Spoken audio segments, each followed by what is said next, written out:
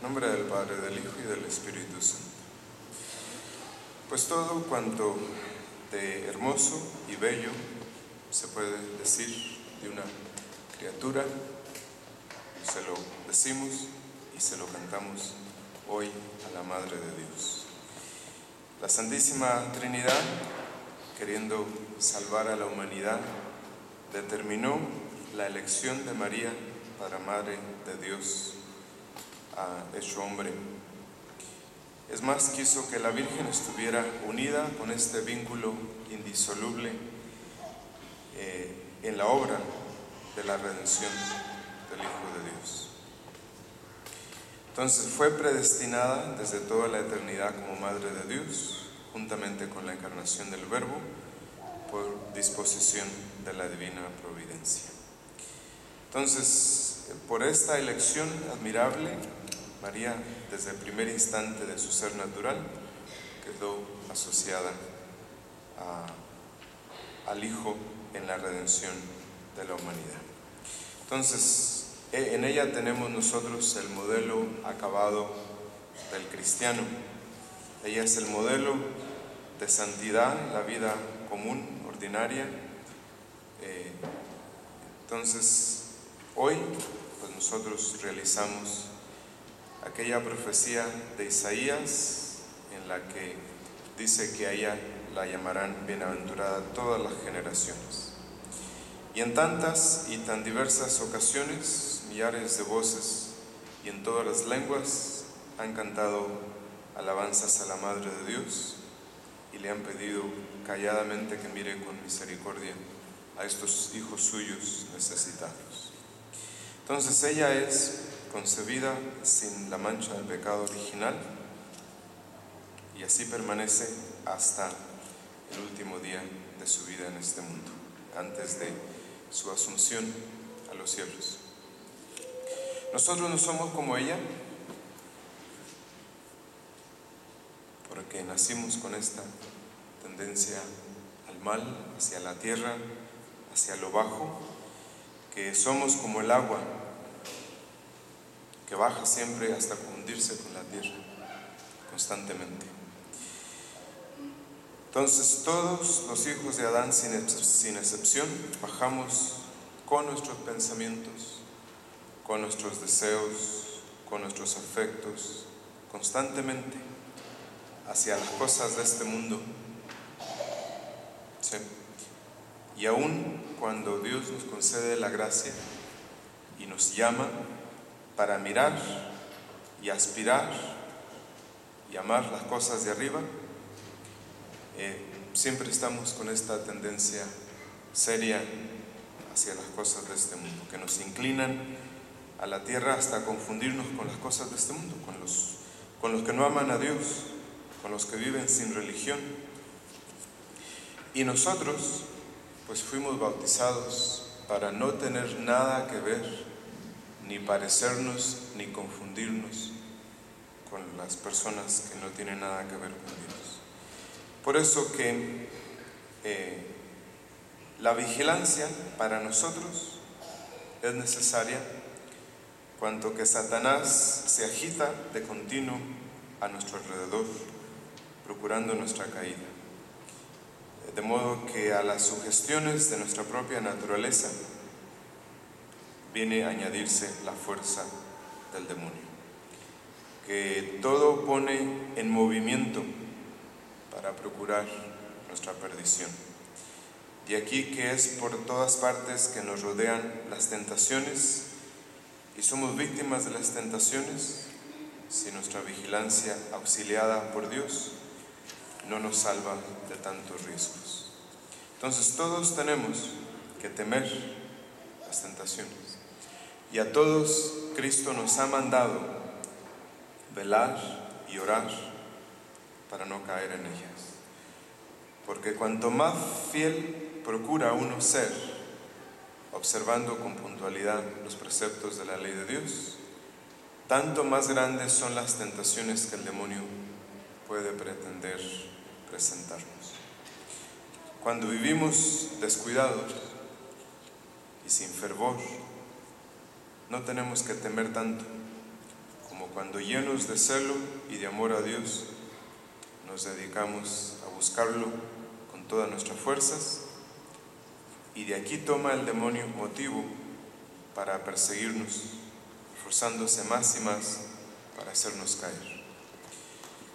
Por eso, las almas favorecidas, particularmente por Dios, son también las más perseguidas por Satanás. Y se empeña en provocar la caída de una de ellas más que en tantos muchos otros pecadores. Y esto es lógico porque todos los que viven manchados con las culpas del pecado, pues ya le pertenecen a Satanás.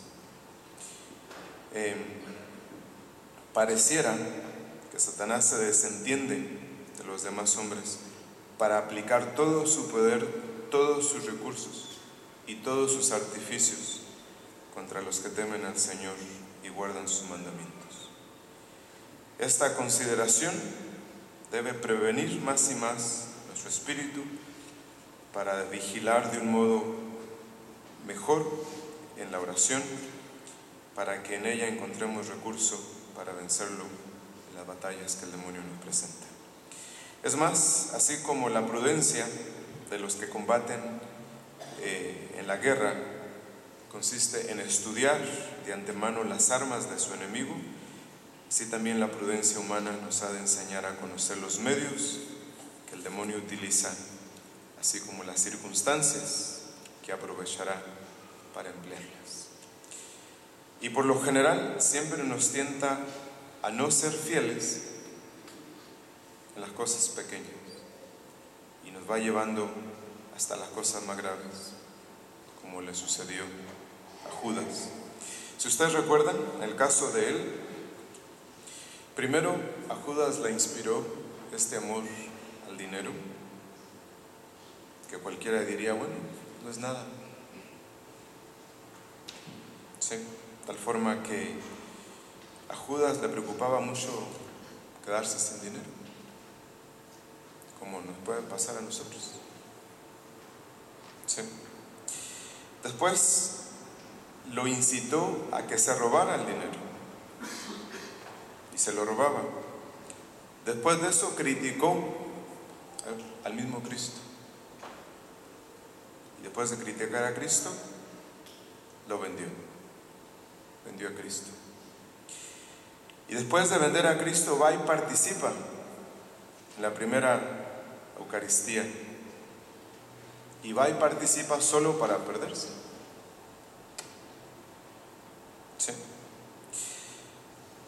Porque así como la misa, la Eucaristía, la comunión representa para nosotros la vida de Dios, la fuerza de Dios, la fortaleza divina, para los que se van a perder, pues representa su perdición. Por eso San Pablo dice que quien recibe la Eucaristía en pecado mortal se come su propia condenación. ¿Sí? Entonces, después de que recibe la Eucaristía por primera vez, nuestro Señor le dice: ve y haz lo que tienes que hacer y hazlo pronto. Y salió, se ahorcó, le quitó la vida a su cuerpo y precipitó su alma al infierno. Entonces, el demonio tiene los mismos planes para cada uno de nosotros. ¿Sí? Primero, faltas pequeñas, cosas sin importancia, como decir: ¿qué importa llegar tarde a misa? ¿Qué tanto son 5 minutos? Sí. ¿Qué importa no rezar el rosario? ¿Verdad? Cualquier cosa. Después de algunas faltas pequeñas vienen faltas más graves, y de ese modo Satanás nos va sumiendo en pecados más graves hasta podernos perder si Dios no tiene misericordia de nosotros. Ustedes no tienen idea, y posiblemente ni se lo pueden imaginar, las veces que han tomado este camino y que la misericordia de Dios los ha detenido y los ha vuelto al camino. Por eso dice la Sagrada Escritura en el libro de la Sabiduría, dice: el que teme a Dios nada omite. Sí. Porque nada cuanto pueda desagradar a Dios le parece pequeño. Entonces, la tentación más leve, más ligera, va a ser siempre el primer paso, la primera puerta que hay que pasar. Ya después comienza una pendiente resbaladiza hasta que poco a poco uno termina donde no debe estar. ¿Qué fue lo que le pasó al rey David? Toda su fuerza, su fortaleza, se terminó el día que dejó de hacer algo, el día que dejó de trabajar. ¿Sí? Todo el tiempo él en el trabajo y en la oración. 7 veces rezaba al día, luchaba batallas, ganaba guerras, atendía los asuntos de su estado de vida, hasta que un día se tomó estas vacaciones y entró esta mujer, con quien pecó, y después mató David a un hombre. ¿Sí? Entonces, cuando una sola vez tenemos para cometer un pecado venial, y con eso es suficiente para que nosotros perdamos la protección de los ángeles, el auxilio de la Santísima Virgen, y los muros que nos resguardan el alma van desapareciendo. Son 2 muros principalmente: el del temor de Dios y el amor a la virtud. Una vez que derribamos estos 2 muros del temor de Dios y el amor a la virtud, ya comienza esta inclinación hacia el mal, hacia el pecado. Entonces, puede ser que los pecados serios nos asusten, pero el demonio sabe que los pecados leves no nos asustan. Entonces es obvio que a él no le preocupa que a nosotros nos asusten los pecados graves. Él sabe que amamos las cosas leves. ¿Sí? Él sabe que llegamos al pecado mortal por grados, por niveles, hasta llegar a cometer el pecado mortal sin ninguna dificultad. ¿Sí? No sé si ustedes conocerán estos pequeños barcos que utilizan en los puertos para acomodar los barcos grandes en los puertos, o los que utiliza la Guardia Costera en todos los países, que los ve uno navegando en las peores tormentas. A esos barcos no los puede hundir la tormenta, los hunde una hendidura pequeña. ¿Sí? Y eso Satanás lo sabe. Si uno consiente en algo leve, más tarde quedará vencido. Entonces, ¿qué es lo que hay que hacer? Bueno, en esto representa para nosotros la Santísima Virgen el modelo para vencer al demonio. En primer lugar, tiene uno que estar rechazando las tentaciones en el mismo instante en que se siente. ¿Sí? En segundo lugar, avivar en nosotros la confianza en Dios, a acordarnos de Dios. En tercer lugar, debemos saber cuáles son las mayores inclinaciones que nos dominan, porque estas malas inclinaciones están siempre en acuerdo común con Satanás. ¿Sí? Entonces, si contemplamos la vida de la Santísima Virgen, ella hizo solamente 3 cosas para preservar y crecer en la gracia de Dios: el recogimiento, ¿sí?, que no consiste en otra cosa más que el control de los sentidos, de la curiosidad. En segundo lugar, la diligencia, el estar haciendo las cosas que uno le toca hacer, el estarse preocupando de lo que vale la pena preocuparse, no de cualquier cosa. ¿Sí? Es decir, el demonio debe encontrarnos ocupados haciendo lo que debemos hacer. Porque ustedes saben, especialmente las mujeres, que tienen la facilidad, la tendencia y en muchos casos el mal de preocuparse de cosas que no vale la pena que se preocupen. ¿Sí? Entonces, si en vez de preocuparse estuvieran ocupadas en lo que deben estar haciendo, otra cosa sería. ¿Sí? Y por último, la oración, porque sin ella nosotros no obtenemos la gracia de Dios. Sin la gracia nosotros no podemos vencer las tentaciones del demonio, y la gracia no se nos da sin la oración.